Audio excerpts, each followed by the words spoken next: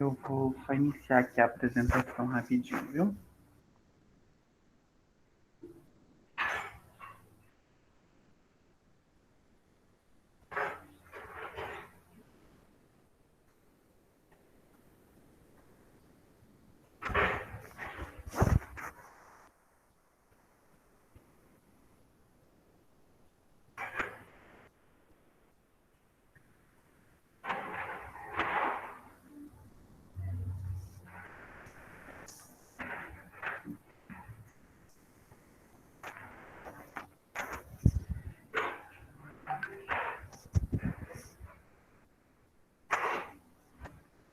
Pronto. Bom dia a todos. Espero que todos estejam animados, não é? Embora sejam apenas 8 horas da manhã. Mas vamos, porque o mês será longo. Daqui a pouco a gente vai passar a temática do mês de março, certo? Para vocês já irem pensando nas produções de vocês. Como vocês sabem, o nosso projeto, talvez alguns ainda não saibam o título completo do nosso projeto, ele se chama Lugar de Criação, um estudo sobre a escrita identitária juvenil de escritores, de estudantes de escolas públicas. E quando a gente fala dessa identidade, a gente fala dela em todos os aspectos, né? Tanto essas identidades que compõem você enquanto pessoa, e as identidades que compõem você enquanto escritor. Então, o nosso intuito aqui não é mudar o estilo de escrita de ninguém, é apenas potencializar esse dom que vocês já têm. Só que os textos, eles são ricos, eles são profundos no sentido de que tem muita coisa, muita teoria, tem muitos mecanismos, muitos estilos, vamos dizer assim. E o que a gente vai fazer aqui hoje, por exemplo, é apresentar uma forma, um mecanismo, que é o uso da metáfora. Mas isso não quer dizer que vocês deverão usar metáforas nos textos de vocês. Muito pelo contrário. Se você se identificar, se você sentir o desejo de usar isso nos seus textos, fique à vontade, mas não é uma imposição. Certo? E aí, como eu disse, hoje eu irei falar da metáfora, que é uma figura de linguagem, e daqui a pouco o Vitor vai falar da personificação e da aliteração. Antes, convém a gente compreender o que são as figuras de linguagem. As figuras de linguagem consistem em fugas discursivas da língua, uma vez que nem sempre uma ideia pode ou precisa ser comunicada literalmente. A criatividade humana permite uma comunicação fluida e que, muitas vezes, não se adapta à literalidade ou à realidade palpável do mundo. As figuras de linguagem são recursos linguísticos a que os autores recorrem para tornar a linguagem mais rica e expressiva. Eu gostei muito dessa colocação aí, porque já me dá dois parênteses. Quando aqui fala em autores, a gente pode desconsiderar. Porque a gente não usa figuras de linguagem somente em textos escritos. A gente também usa as figuras de linguagem na oralidade. E nem todo mundo que fala é autor, então não é restrito aos autores, porque a gente usa a figura de linguagem no dia, nas comunicações que fazemos ao longo do dia. E aqui, quando falo em transformar, em tornar a linguagem mais rica, eu discordo, porque não existe isso de linguagem mais rica, linguagem mais pobre, existe linguagem, certo? Agora, o expressivo, eu concordo, as figuras de linguagem, elas vão enfatizar, elas vão potencializar aquilo que você quer dizer. Esses recursos revelam a sensibilidade de quem os utiliza, traduzindo particularidades estilísticas do emissor da linguagem. As figuras de linguagem exprimem pensamento do modo original e criativo, exploram o sentido não literal das palavras, realçam a sonoridade de vocábulos e frases e até mesmo organizam orações, afastando-a de algum modo de uma estrutura gramatical padrão, a fim de dar destaque a um de seus elementos. E aí a gente tem classificações, a gente tem tipos de figuras de linguagem que vão de acordo com a ideia que você quer expressar. Então, nós vamos ter as figuras de semântica, que são aquelas figuras que vão alterar, de alguma forma, o sentido, que vão se atrelar, que vão estar associados ao sentido. E aí a gente pode destacar algumas delas, como a metáfora, a comparação, a metonímia e a catacrese. A metáfora, que é o que a gente vai falar hoje, então não vou dar spoiler.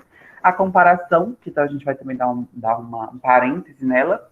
A metonímia é quando eu troco todo pela parte ou a parte pelo todo. Por exemplo, quando eu falo, eu li Machado de Assis. Eu não li literalmente Machado de Assis, eu li a obra de Machado de Assis.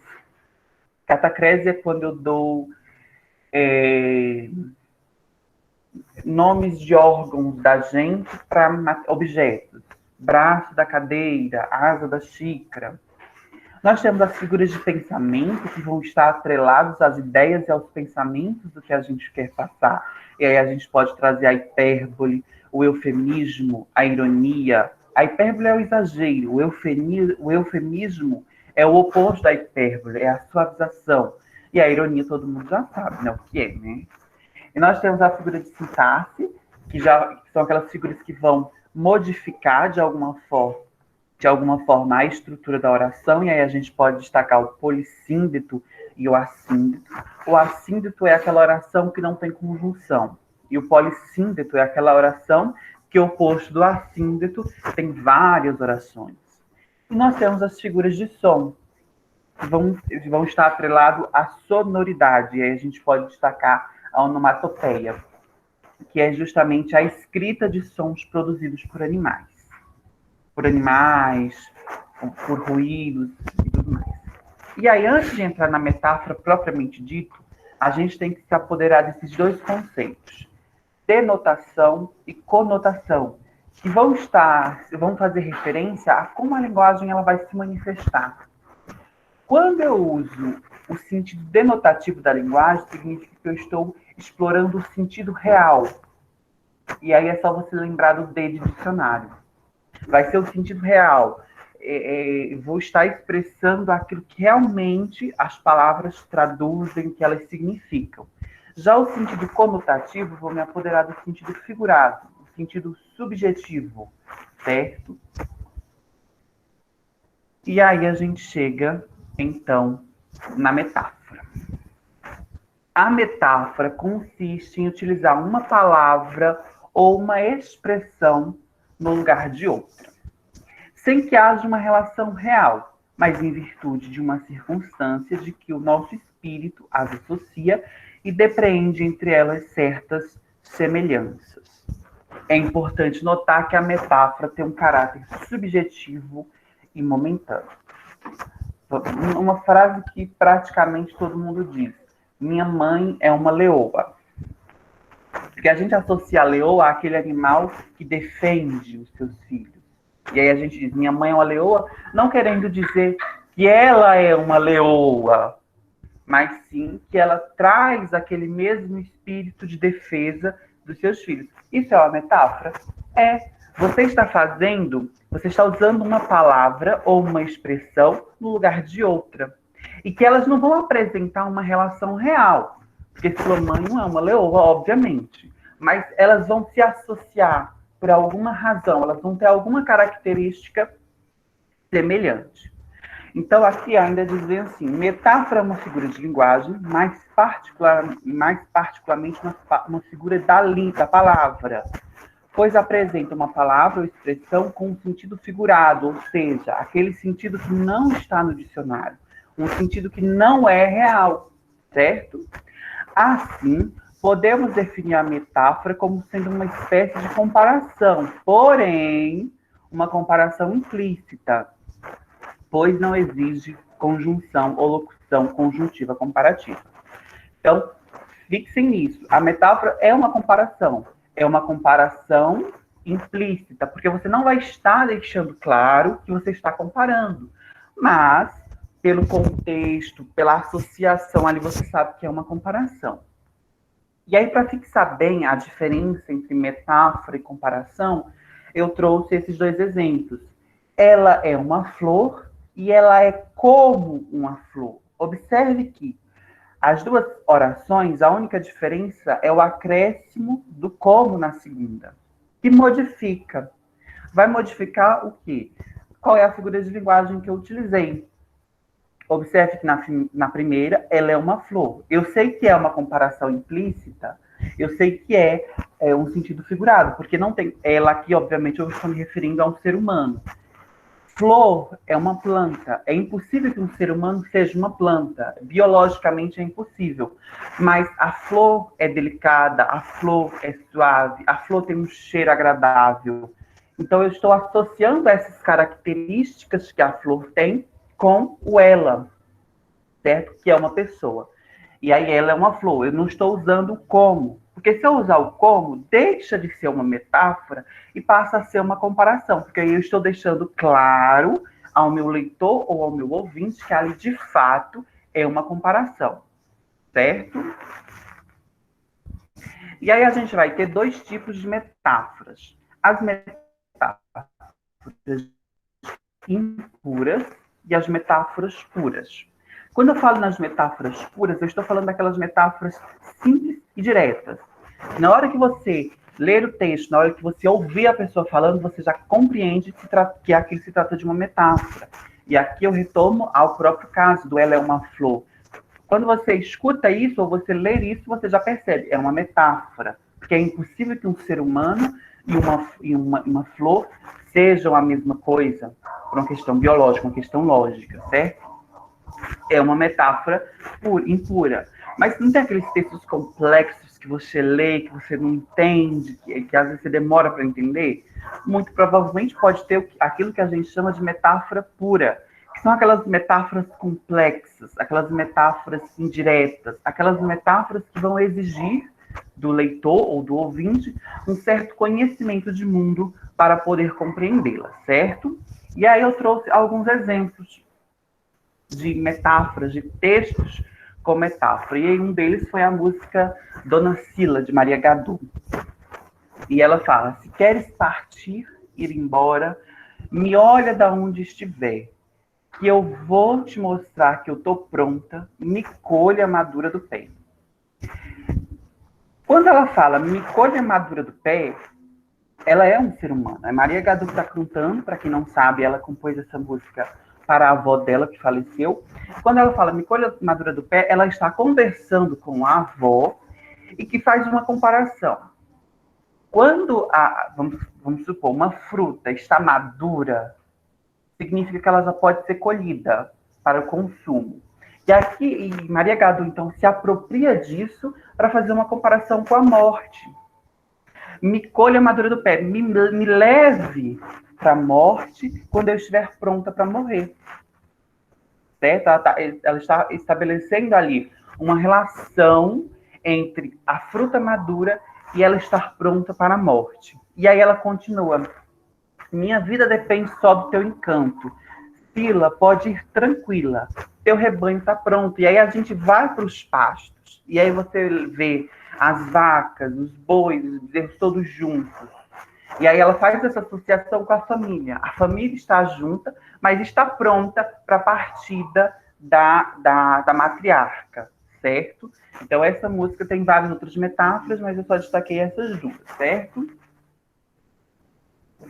E aqui eu trago um texto meu, né? Porque ego nunca é demais, para falar também, para dar alguns exemplos de metáfora.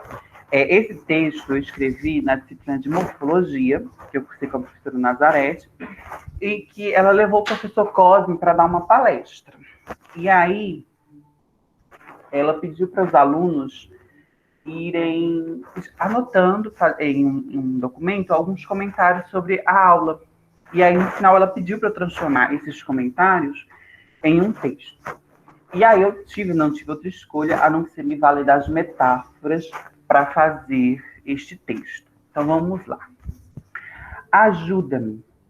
Tu és a última pessoa a que recorro. Os meus instintos primitivos chafurdam-me num lamaçal de mediocridade e imprudência. Lamaçal aí já é uma metáfora. A morte é o único inevitável caminho que vejo. Suplico-te ajuda. Fecho estes meus olhos meticulosos e a única coisa que sou capaz de ver é meu corpo impuro estirado em um caixão, coberto de flores e por um véu cadavérico. A morte é o som daquela valsa muda que me conduz ao nada. Outra metáfora. A morte não é o som da valsa, mas eu estabeleço uma ligação. Quando você, quem já teve o privilégio de ver, a valsa é um estilo musical em que há uma condução, certo? Entre os parceiros. E aí eles vão conduzindo um ao outro na dança. E aí eu me aproprio disso para fazer uma comparação com a morte. A morte ela vai me conduzir ao nada, certo? Nada, aquilo que sou. Cético, parto essas cartas porque não posso me dar mais os direitos de acreditar ou não naquilo que vai além das minhas capacidades cognitivas. Imploro-te, diga-me o que vê, diga-me o que o futuro sombrio e incerto me reserva. As respostas às quais você procura está naquele objeto que há anos você sufoca naquele panozinho preto. Dou-te ainda um conselho. Cuidado com a ira dos objetos à meia-noite. Aqui é outra metáfora, mas vocês só vão compreender lá no final, quando eu fazer uma explicação geral do texto, certo? Saio desta consulta com a certeza de que a morte é aquilo que preciso. Imploro a estas pessoas desconhecidas que me findem. Deem-me o meu derradeiro e digno suspiro. Suplico-vos, derramai álcool sobre este meu corpo repugnante e risquem o palito da misericórdia sobre mim. Sou merecedora de um sucumbir lento e impiedoso. Entregue-me aos braços da morte. Suplico-vos. O silêncio dos pusilânimes. Até que uma voz rompe esse silêncio que me devora, sussurrando ao meu ouvido. Um simples olhar nos transporta para além da vida. O desejo intempestivo pela morte afasta-se de mim. O olhar. Repito-me incansavelmente. Há quanto tempo não olho para mim mesma? Há quanto tempo não mergulho na minha própria alma? Chego à minha casa, ao meu lar, o único lugar onde posso me esvaziar desta paz dissimulada. Subo essas escadas com passos lentos. Não sei o que me espera. O último degrau. O último. Finalmente, toco naquela maçaneta dominada pela sujeira, giro-a. Lá está tu. Tu, que há anos és vestido por este pano preto encardido. Tomada pelo impulso, puxo o pano violentamente. O pó, do qual viemos e ao qual retornaremos, cai vagarosamente sobre meu corpo sórdido e sobre esse chão fétido. Está tu, agora, desnudo. Olho para esta imagem que tu refletes. Olho para estas camadas asquerosas que tu me evidencias. Não me reconheço.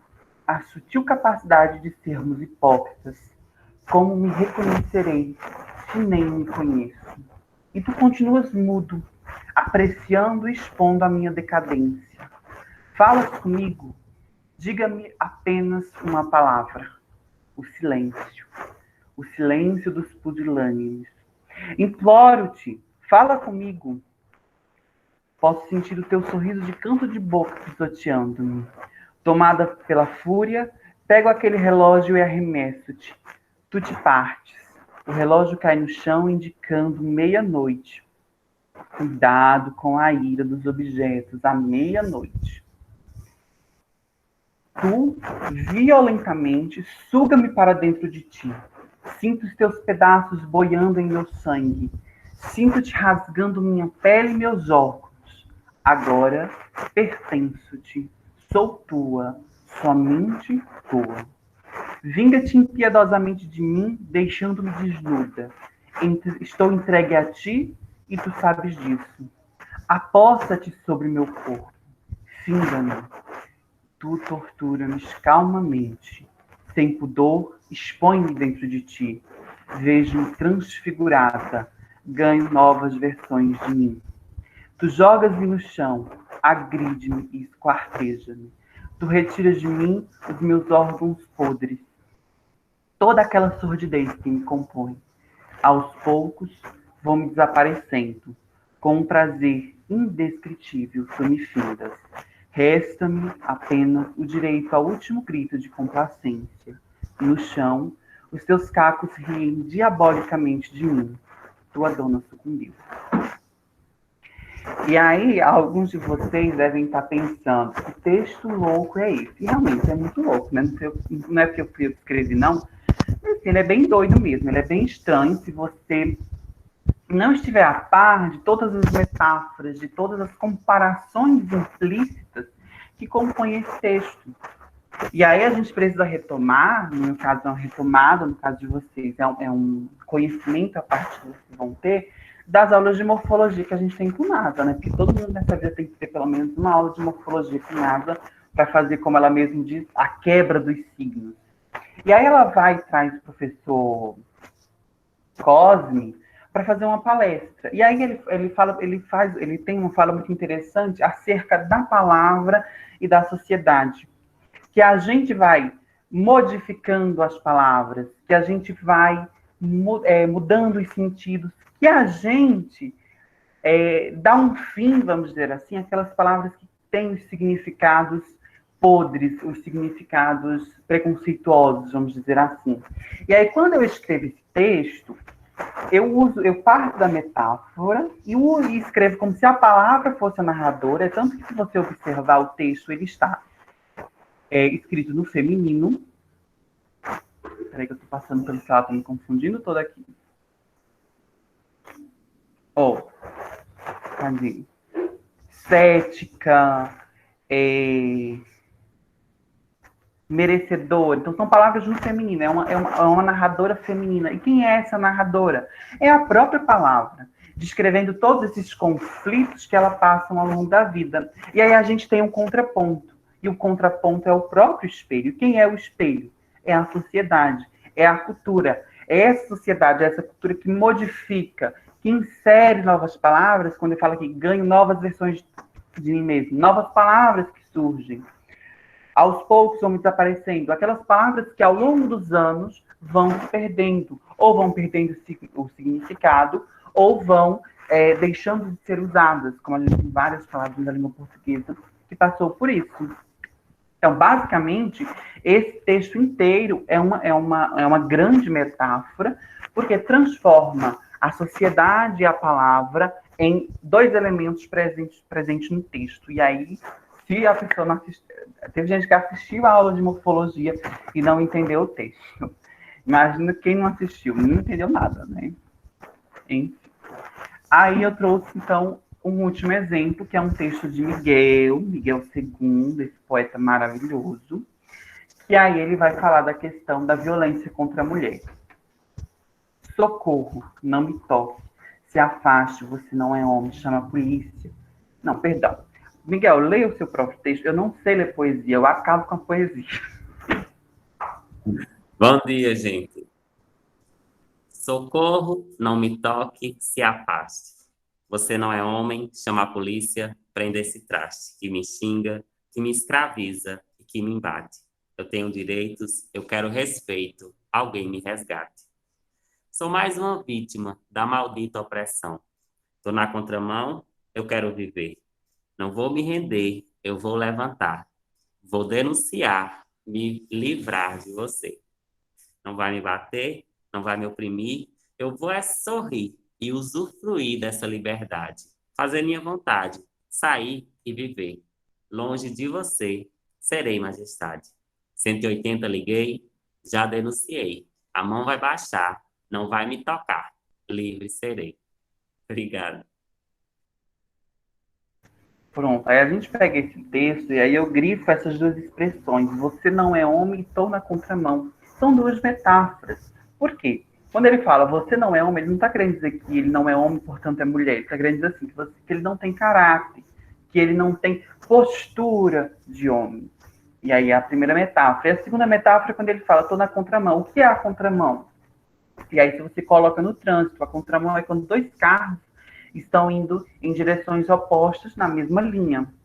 Ela está na contramão porque ela está numa pista? Não, ela está na contramão porque ela está passando por uma fase turbulenta da vida dela, em que os sentimentos, as emoções, as sensações estão se colidindo, certo? E aí, eu terminei aqui o material expositivo que eu trouxe, e aí eu queria abrir para caso alguém tenha alguma pergunta, alguma colocação e tudo mais.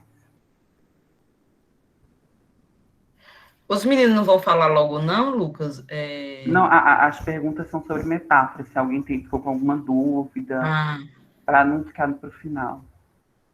Certo. Porque depois vem a professora retomando, não é isso? Não, vem Vitor. Não, mas é depois disso, né? Ah, sim, sim. Alguém ficou com alguma dúvida sobre as metáforas? Alguma das participantes. Noemi, Izzy, Ana Paula, Josi, Júlia, Mari. É o momento do extensionista com as participantes.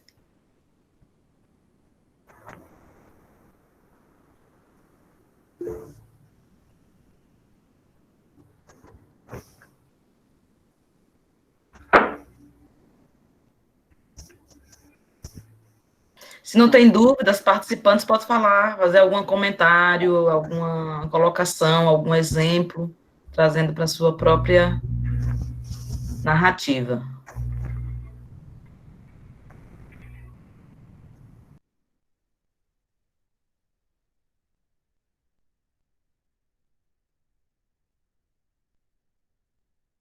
Pronto, aí como ninguém tem uma pergunta, nenhuma colocação, vamos passar para Vitor, que vai falar da personificação e da aliteração.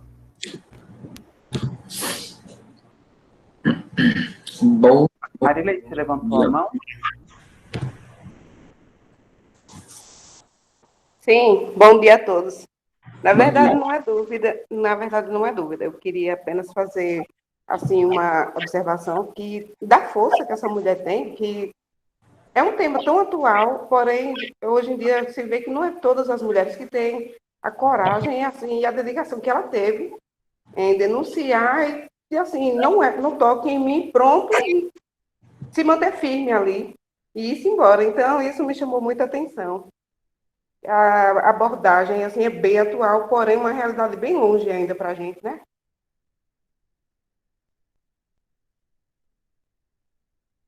E era isso.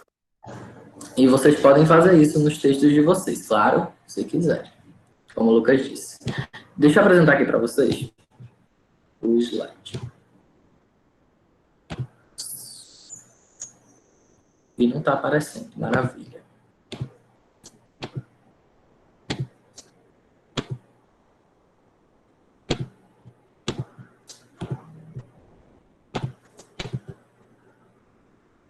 Só um minuto, deixa eu fechar e abrir de novo. Eu abri muito cedo. Deu isso.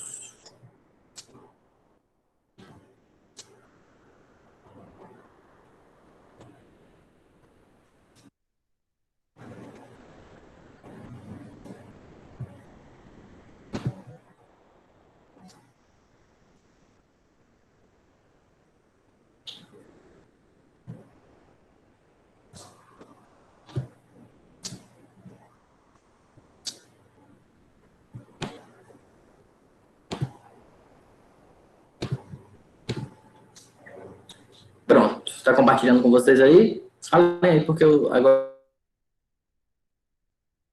eu já estou no. Sim. Tá. Vou cair em tela cheia.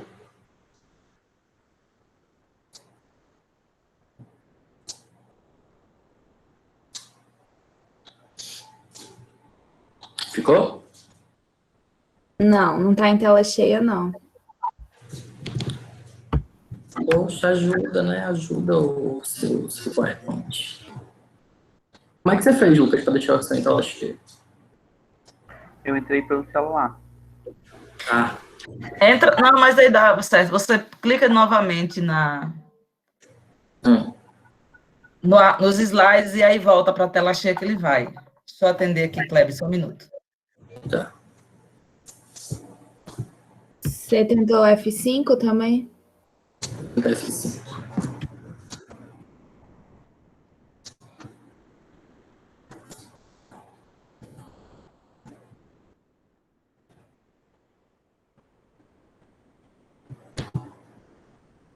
Agora sim. Então, gente, hoje eu vou falar sobre duas figuras de linguagem. O Lucas já deu a abrangência do que são as figuras de linguagem. São elas a personificação e a literação. A personificação você pode usar em poema, em conto, em qualquer narrativa ou poesia. A literação ela é mais restrita aos poemas. Então, vamos lá. A personificação é uma figura de linguagem do campo semântico, como o Lucas mostrou lá, os campos do pensamento, do som, semântico, de sintaxe, que atribui características humanas a objetos, animais ou sentimentos. Aqui a gente botei o exemplozinho aqui do Pernalonga, lendo um livro, que é uma atitude tipicamente humana que um coelho não teria, de ler um livro e de pilotar um avião. Está escrito aqui no livro como voar, como faz para voar, como voar. E ele está lendo um livro enquanto voa. Então, são duas características humanas que ele está atribuindo. A personificação é muito usada nas fábulas ou nos desenhos animados que representam animais, sei lá, Tom e Jerry, qualquer desenho da Looney Tunes que a gente assistia no SBT, bem como as fábulas que a gente lê. Como o nosso foco é literário, eu trouxe, primeiramente, um exemplo. Está passando o carro de som aqui, do ovo. Ok. Eu trouxe o processo de personificação de objetos. E aqui eu trouxe uma estrofe de um poema meu, na tela, sem personificação, que é o modelo original dele. E eu trouxe uma outra versão, na qual eu implementei a personificação dentro do poema. Nessa primeira coluna aqui, diz o seguinte: neste teu vidro embaçado, desperta o eu em pixels quadrados, e não me importa em estar descabelado, esse é o eu que sou, este é o eu que posso ser. Aqui a gente tem dois objetos essenciais, nos dois primeiros versos. Neste teu vidro embaçado, por que eu deixei de vermelho? Porque o vidro ele pode estar embaçado? Pode, é uma característica comum a qualquer objeto, a qualquer tela estar embaçada. O pixel é, sabe, a tela, uma tela qualquer, de um celular, ou de um computador, de uma televisão, quando você chega bem perto, que ela fica com os quadradinhos, cada quadradinho daquele é um pixel. Quando você junta todos os pixels, você forma uma tela. Uma tela de um celular, de qualquer aparelho eletrônico. Certo? Então, eles são quadrados. Eles podem ser redondos, mas, no geral, porque nossas telas são retangulares ou quadradas, eles são quadrados. E aí, eu trouxe o processo de personificação de objetos. Nessa mesma estrofe, eu modifiquei os elementos para trazer uma personificação a eles. Então, fica: neste teu vidro engraçado, desperta um eu em pixels sorridentes. Veja que o vidro não tem como ser engraçado. Não é uma característica do vidro ser engraçado. É uma característica humana que a gente transporta para um objeto, no caso o vidro. A mesma coisa sorridente. Um pixel não é sorridente.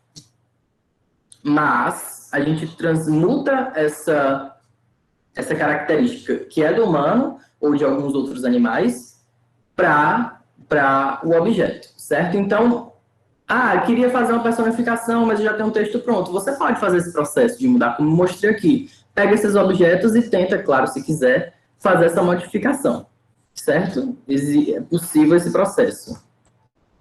E aí eu trouxe a personificação em emoções, porque eu trouxe que ela podia ser... Você podia atribuir características humanas a um animal, a um objeto, como eu mostrei, e a emoções. Eu trouxe emoções porque calha muito bem com o que a gente... Não vou dar spoiler, mas calha muito bem com o que a gente vai trabalhar no tema desse mês. E aí eu trouxe o trecho de um conto. Que era um sentimento faminto. Faminto do que havia em mim. Comia pouco a pouco, degustando cada átomo de cada célula do meu corpo. Como não satisfeita, ria de mim, transformando-me em seu refém. Não podia sair, quem dera conseguisse. Prendia minha atenção, Quando sua amiga chegava, aquela alegre e infeliz, fazia-me ficar em pé, a casa rodar como se em mim houvesse todas as pernas que ela poderia ter. E aí o que eu trago em vermelho, marcado de vermelho, é justamente os momentos em que se atribui características humanas, características biológicas a essas emoções ou sentimentos.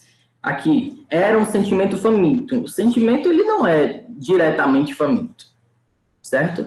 Poderia ser um sentimento forte. O sentimento pode ser forte, entendeu? Agora, faminto é uma característica muito, muito exclusiva do ser biológico, certo? E aí continua. Faminto do que havia em mim, comia. Um sentimento ou uma emoção não come. Então, mas mesmo assim eu volto, traz essa palavra, dando a ideia de que ele está comendo as energias, é um sentimento pesado que come as energias. Degustando, enfim, se ele não vai comer, dirá degustar, né? Degustar é você apreciar o sabor. Cada átomo e cada célula do meu corpo. Como não satisfeita, e aqui tem não satisfeita, ria de mim. O sentimento ele não tem consciência para ficar satisfeito, tampouco para rir. Transformando-me em seu refém, não podia sair, quem dera eu conseguisse. Prendia minha atenção quando sua amiga chegava. Sua amiga. O sentimento, volto a dizer, não tem como ter amiga, porque ele não tem uma capacidade consciente como nós temos. Aquela alegre e infeliz. Aquela faz referência à amiga desse sentimento que ele traz aqui. Aquela alegre e infeliz. Um sentimento não é alegre ou infeliz. Ele não tem essa característica. Ele gera essa característica em você. Agora, ele próprio não tem. Fazia-me ficar de pé, a casa rodar como se em mim houvesse todas as pernas que ela poderia ter. Como se em mim houvesse todas as pernas que ela poderia ter. Ela não pode ter nenhuma perna, diga-se de passagem, porque é um sentimento, certo? Então, a personificação é isso. E é muito importante, e vocês podem usar muito da personificação, porque ela cria, acho que Lucas faz isso um pouco com o texto dele sobre a palavra, quando ele traz a palavra como protagonista ali. Tem um momento que ele diz sobre cacos, seus cacos riem de mim, alguma coisa assim. Os cacos, eles não riem de você. Mas, nessa personificação, atribuindo emoções ou ações humanas a objetos inanimados, certo? Acontece a personificação dentro do texto. E nesse tema, nesse tema desse mês, pode ser muito bem usado, certo? Porque pega bastante nessa questão. Aí eu trago a aliteração. A aliteração é uma figura de linguagem do campo sonoro, então tem a ver com a rítmica, tem a ver ali com como você fala, como as palavras vão soar, que consiste na repetição de uma mesma consoante por todo o texto. Pode ser uma sílaba também, mas eu botei consoante que é para não dar zica. Aqui tem um poeminha de Cruz e Souza, mas eu vou partir direto para os exemplos que eu trouxe. A literação presente em poemas. É mais presente em poemas. Eu acho que eu nunca vi uma literação em uma prosa. Pode existir, mas, enfim. Mas vista em textos inversos. Como, por exemplo... como é o nome? Trava-línguas. Quando você fala, o rato roeu a roupa do rei de Roma. Olha quantas vezes o R está sendo repetido. O rato roeu a roupa do rei de Roma. Mas como o nosso foco aqui é algo mais lírico, mais artístico, eu trouxe dois trechos, duas estrofes de dois poemas diferentes. Vestígios de um aprendiz, que é de uma das nossas participantes, a Josiade, na qual ela fala bem assim: palavras, letras e números, tudo isso aprendi. Aprendi a escrever, os meus versos produzir. Mas o mais interessante, que em questão de instantes, dependendo do pensante, uma obra exuberante, ela pode concluir. E aí eu marco para vocês dois momentos em que a aliteração, que é a repetição de uma mesma consoante ocorre dentro dessa estrofe. Primeiro, com S. Palavras, letras, números, tudo isso Aprendi a escrever os meus versos, produzir. Mas o mais interessante que em questão de instantes, dependendo do pensante, uma obra exuberante, ela pode concluir. E trago também a repetição do N, que, na minha opinião, é o que mais gera um impacto aqui nessa estrofe. Tudo isso, palavras, letras e números, tudo isso aprendi. Aprendi a escrever, os meus versos produzir. O mais interessante que em questão de instantes, dependendo do pensante, uma obra exuberante, ele pode concluir. Esse tipo de aliteração que ocorre, às vezes é muito não intencional. Acontece porque você estava fazendo lá em embalo, você acabou botando, certo? Então, acaba que é algo subjetivo que vem, que você está escutando ali, você vai pelo som e acaba escolhendo. E aí eu trago outra estrofe, eu trago outro poema, outra estrofe de outro poema, que tem um conteúdo mais voltado ao intencional. O Capos diz assim: sou, assim como o caco, que clama por socorro, dentro da casca que cuido. Com esmero, às vezes não. Sigo cauteloso sem temer meu caos, continuo vivendo calmamente como cacos na casca que cuida. É quase um trava-língua, mas não é um trava-língua porque tem um eu lírico aqui dentro. Vocês percebem como o C, propositalmente diferente desse daqui, por mais que tenha aliteração, como o C aqui, ele se repete propositalmente para gerar uma rítmica, um som. Sou assim como caco que clama por socorro dentro da casca que cuido com esmero, às vezes não. Sigo cauteloso. Sem temer meu caos, continuo vivendo calmamente como cacos na casca que cuido. Você pode, por exemplo, o exemplo aqui que eu trouxe de Josi, ela usou só, eu consegui identificar só nessa estrofe. Tem mais estrofes, acho que tem mais umas 4, 5 estrofes. Você não precisa usar no poema todo, se você quiser usar. Você pode usar em uma estrofe, em alguns versos de uma estrofe, só para dar uma rítmica diferente em certo momento. Ou você pode fazer um poema todo com essa pegada, como é o caso dessa estrofe do poema O Caos, que bota propositalmente, não acidentalmente, ou só por uma questão de escutar e achar interessante, bota propositalmente esses elementos, essas palavras com a letra C, que se repetem constantemente. Não as palavras em si se repetem, mas a letra C se repete. As palavras também, claro, mas o foco é na letra C. Deixa eu ver se eu trouxe mais alguma coisa. Não, agora eu vou abrir para vocês falarem alguma coisa. Vocês querem falar alguma coisa?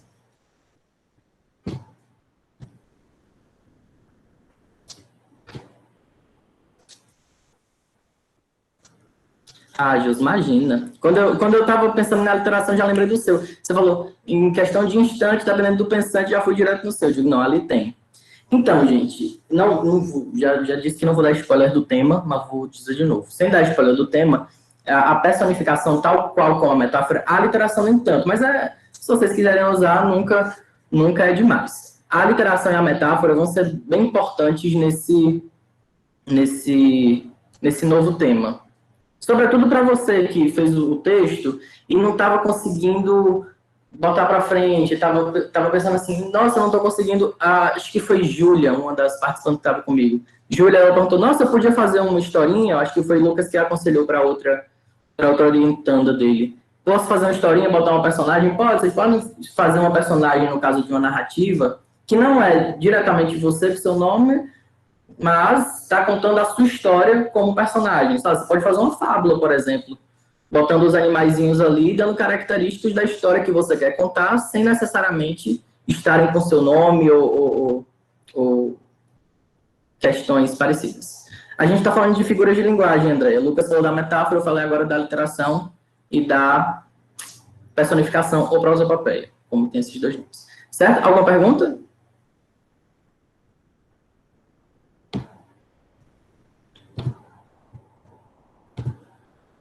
Não tem pergunta. Se não tiver pergunta, não tem problema, não. A gente adianta.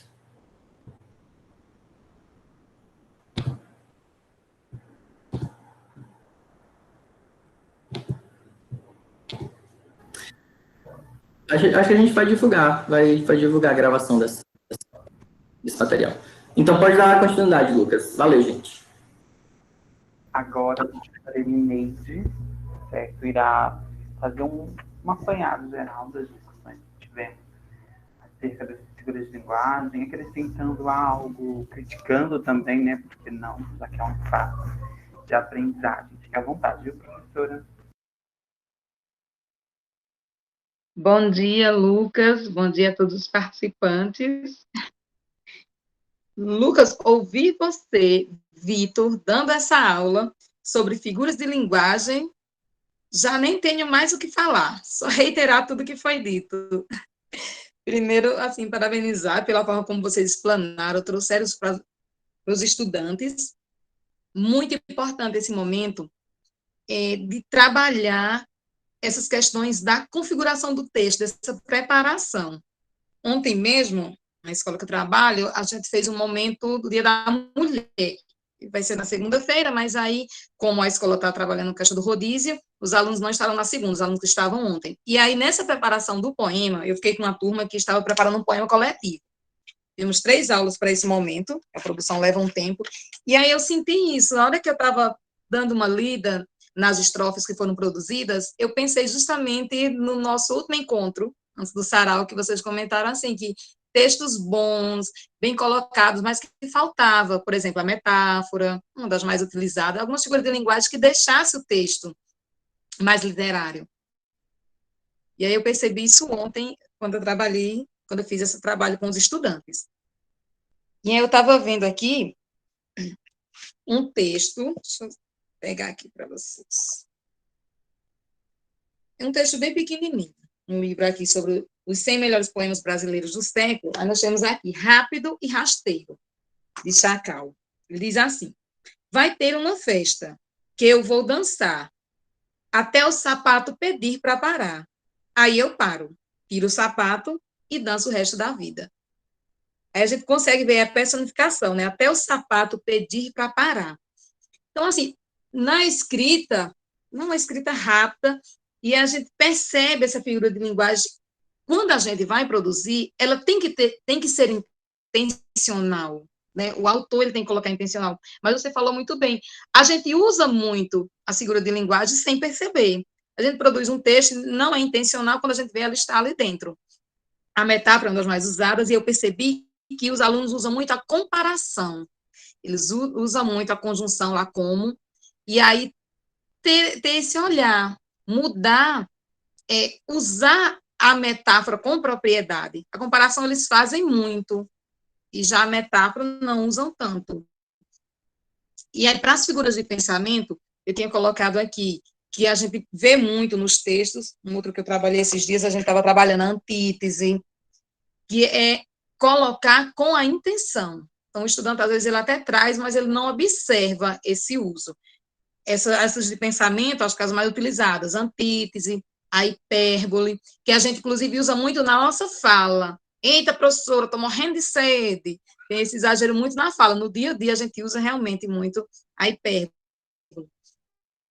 E aí, dentro das figuras de pensamento, antítese, hipérbole, ironia, o eufemismo, né? A gente vê muito nos textos literários, quando é voltado para a morte, né? Ele passou dessa para melhor, então a gente vê muito esse uso do eufemismo nesse campo semântico, assim, fúnebre. E a personificação, como o Vitor trouxe aí, né, o prosopopeia, tem os 2 nomes, a gente também tende a usar mais. Então, a dica é explorar um pouco mais as figuras de linguagem, seja de pensamento, de construção, de sintaxe, que é a mesma coisa no caso, mas o aluno compreender. Então, e são figuras que a gente trabalha desde o ensino fundamental. Aí a gente vai aumentando o número de figuras, mas aí estuda-se uma vez e não coloca isso na prática. Então, quando eu vi o seu texto, que texto maravilhoso, parabéns, Lucas, que você fez, por mais aulas assim de morfologia. Quando eu fiz faculdade, não lembro, não, dessas aulas de morfologia, curso de letras, que inspirasse a escrita dessa forma. Então, desde já, Nazaré, queria uma aula dessa com você. E aí deixar isso para os estudantes que estão aqui, para eles pesquisarem mais sobre essas figuras, se apropriarem, porque eles vêm na escola, aí a gente faz um trabalho sobre elas, depois esquece. e a gente acaba usando no dia a dia sem ter essa propriedade, usa e nem percebe. E outra coisa interessante é que quando a gente se apropria, a gente lê um texto, a gente já percebe no texto a figura. Então, esse estudo mesmo, essa apropriação para produzir, agora que a gente está trabalhando esse projeto que tem sempre uma produção, então usar isso para deixar o texto mais literário. E eu lembro que você colocou uma questão no início, que a figura de linguagem deixa o texto rico. Acho que foi algo assim, você disse, eu discordo, né? Rico não. Mas eu vou discordar de você no sentido assim, quando diz rico, acho que é no sentido dessa propriedade, de usar com a intenção. E às vezes eu digo aos estudantes assim, a questão do rico, por exemplo, não um texto literário, mas um texto acadêmico, como artigo de opinião. Usar, por exemplo, eu já vou fugir um pouco aqui, mas usar sinônimo, eu digo para ele, usa o sinônimo para deixar o texto rico. Eu digo, rico é aquele texto que você usa outras palavras, fica usando sempre aquela, e sai dessa mesmice, a mesma palavra já existe lá, né? A gente não pode repetir a palavra mais de 3 vezes, mas já existe. Essa questão não é só você trocar por um sinônimo, mas use palavras que vocês não usam, que estão aí ao nosso favor, a gente não usa no dia a dia. A gente estava vendo um texto esses dias, e aí diz assim, depois de um sono eu acordo refeito. Eu disse, que coisa linda, a gente não diz isso, depois de um sono, depois de uma noite de sono eu acordo bem. Então vamos usar refeito no lugar de acordar bem, de acordar descansado. Então é isso, usar as palavras nesse sentido de enriquecer o texto com esse vocabulário que é nosso, que é do nosso dia a dia, mas que enriquece, não precisa ser palavras difíceis. Que aí Lucas já é mestre nas palavras difíceis, nesse formato. E aí, falando de texto rico, né, a gente tem nos poemas os versos, que aí as rimas, semana passada, no sarau, eu fiz o poema e acabei apresentando no formato de prosa, porque eu não sou muito boa com os poemas. As minhas rimas, geralmente, elas são pobres, né, que são rimas ricas, rimas pobres. Pobre é quando é a mesma classe gramatical. Eu começo com o verbo, aí sorrir, aderir, enfim, aí eu sempre faço a rima sempre com a mesma classe de palavra, que aí são as rimas pobres, né? Rimas ricas é quando você consegue rimar o substantivo, o verbo, o adjetivo, né? Mudar as classes de palavras. Aí também é uma outra dica para a gente que está trabalhando sempre com poemas, de ir conhecendo mais a estrutura, fazendo esse formato. Então, deixar o nosso texto rico nesse sentido, que eu lembrei que você usou rico lá como figuras de linguagem, deixar o nosso texto rico, mas acho que nesse sentido, que primeiro que enriquece o texto é essa característica nossa de escritor, é colocar no texto um pouco daquilo que representa a gente enquanto escritor, que é o que você faz muito nos seus textos, mas aí usar o que a gente tem a nosso favor, que são as figuras de linguagem, seja de construção, seja de pensamento, para a gente ter propriedade a usá-las. Aí as aliterações, como o Vitor trouxe, deixa eu ler aqui um trechinho de um texto. Eu lendo, aí a gente vê aqui um texto de Paulo Leminski, que ele diz assim: escrevia no espaço, hoje grafo no tempo, na pele, na palma, na pétala, luz do momento. Sou na dúvida que separa o silêncio de quem grita, no escândalo que cala, no tempo, distância, praça que a pausa, asa leva, para ir do percalço ao espasmo. Aí comecei a ler, eu lembrei do trava-língua, que Vitor falou, essa parte aí, distância, praça que pausa, asa leva para ir do percalço ao espasmo. E aí, olha, dentro desse trecho, eu consigo visualizar a aliteração, com essa mesma sonoridade, embora não seja, às vezes, pela mesma palavra, como lá no trava-língua, mas eu consigo ver esse brincar com as palavras. Ele usou também aqui a metáfora no início, mas é esse cuidado com o nosso texto, fugir daquilo que é do nosso cotidiano, do dia a dia, né, de dizer que essa sala é como um jardim florido. Então, você já usou a comparação, embora seja muito assim, mas usa a metáfora, a sala é um jardim florido, e aí ter esses cuidados.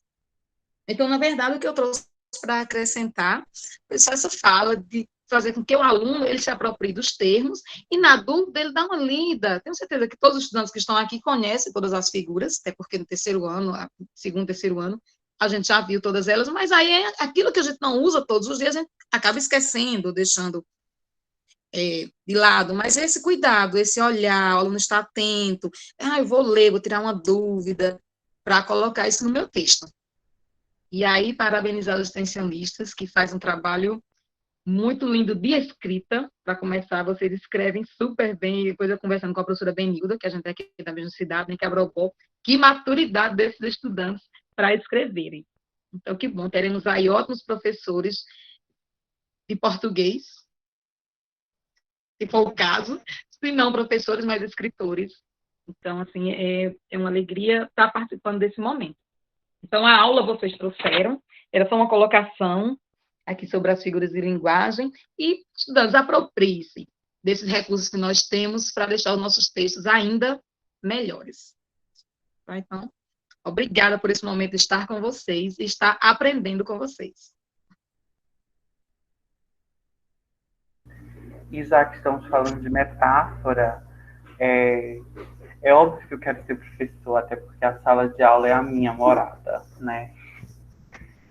Mais alguém tem alguma coisa para acrescentar, alguma pergunta?